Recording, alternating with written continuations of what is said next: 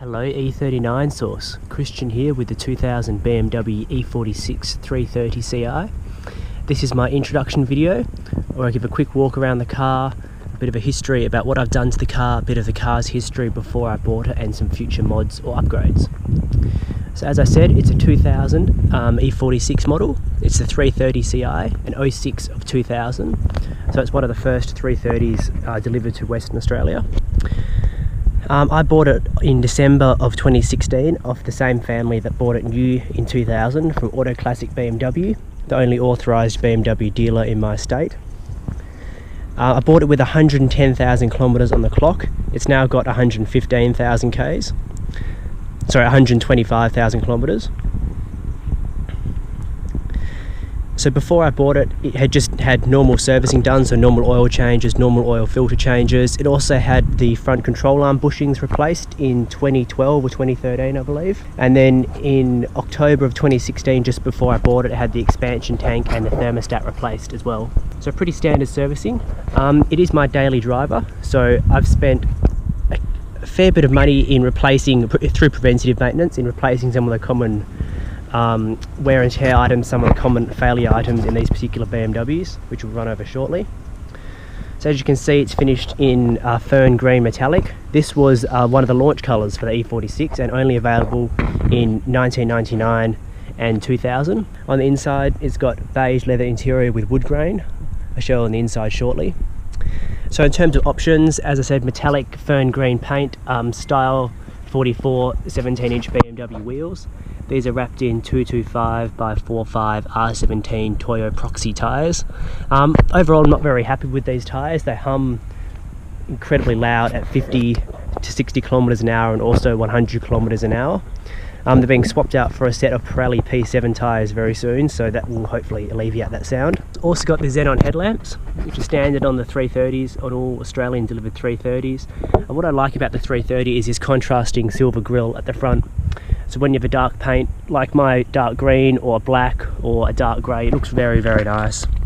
So in terms of work that I've done to the car, so when I first bought it, I changed the fuel pump and the fuel filter, because the fuel pump is a very common failure item on this car, and I know it was original, so it was 17 years old, 111,000 kilometres old, so it was time to replace it. I did the fuel filter at the same time because simply those two go hand in hand. Later on in the year, we sprung a bit of an oil leak at the front. Let's pop the bonnet.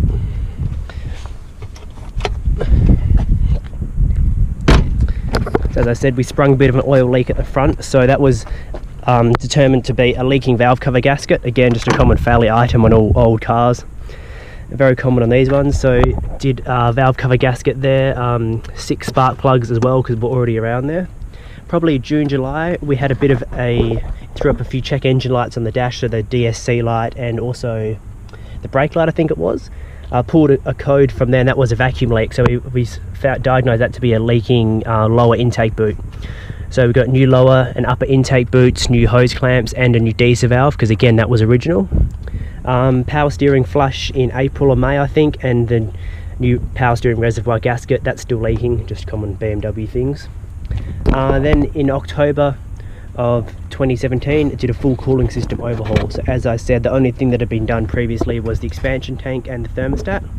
So what I did was new radiator, water pump pulley, drive belt, AC belt, expansion tank mounting bracket, automatic transmission thermostat, expansion tank cap, fan switch with O-ring, and we also checked the condition of the viscous fan clutch. That was fine, and also the front auxiliary fan, being an automatic, that's got the 2-fan system.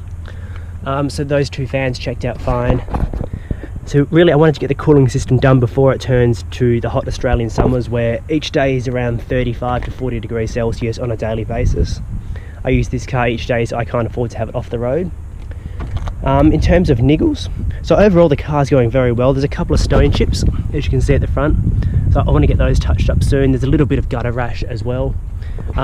These kidney grills at the front, I'm not sure if you can see, that one there is full chrome with chrome slats, and this one has got chrome slats but black inserts.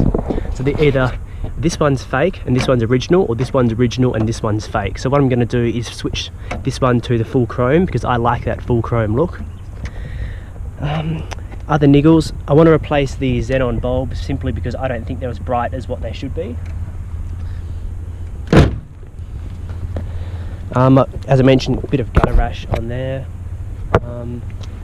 It's also got the electric moonroof, which I love as well. Jumping into the interior.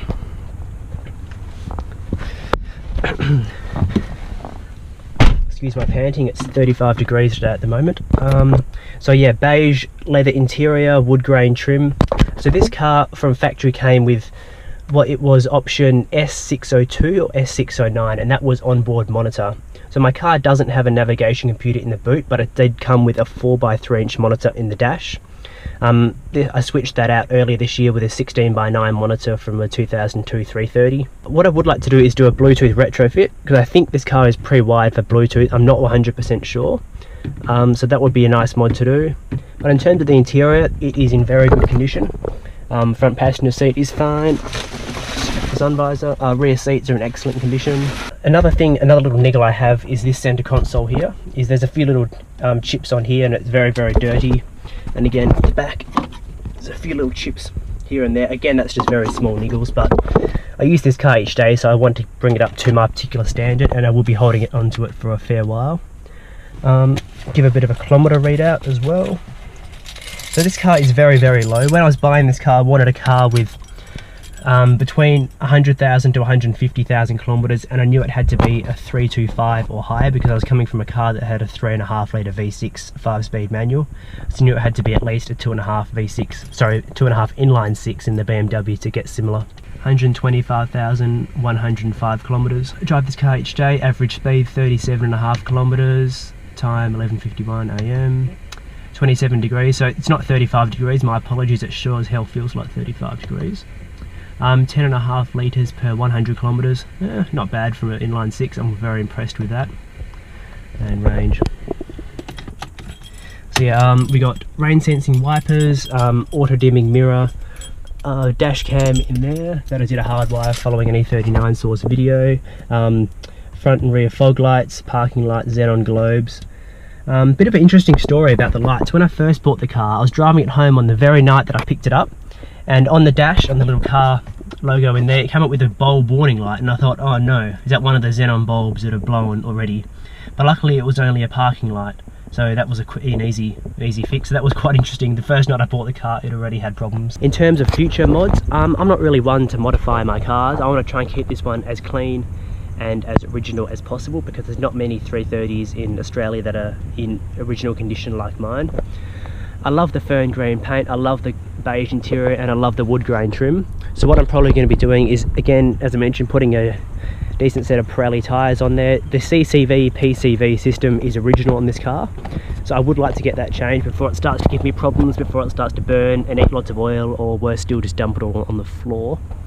But apart from that, all the niggles have been really taken care of. Like, we've got new upper lower intake boots, new cooling system, we'll have new PCV CCV system soon. There is a chip, excuse my very dirty windscreen, I'll just find it there. I'm not sure the light picks it up, but there's a bad chip in the windscreen, so I'll get that fixed as well. But overall, I want to try and keep it as original as possible, and keep it in as good condition as possible.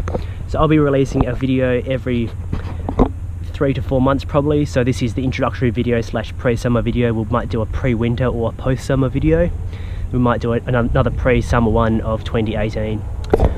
Oh yeah, rear PDC system. Well, that's all from me. Thank you for listening. I'll be updating my blog on the E39 source forum on a regular basis, so you can check in there fairly often. Or, as I said, I'll be posting these videos every 3 to 4, possibly 5 months, depending on how heavy in modifications and upgrades I do to this car. Thank you.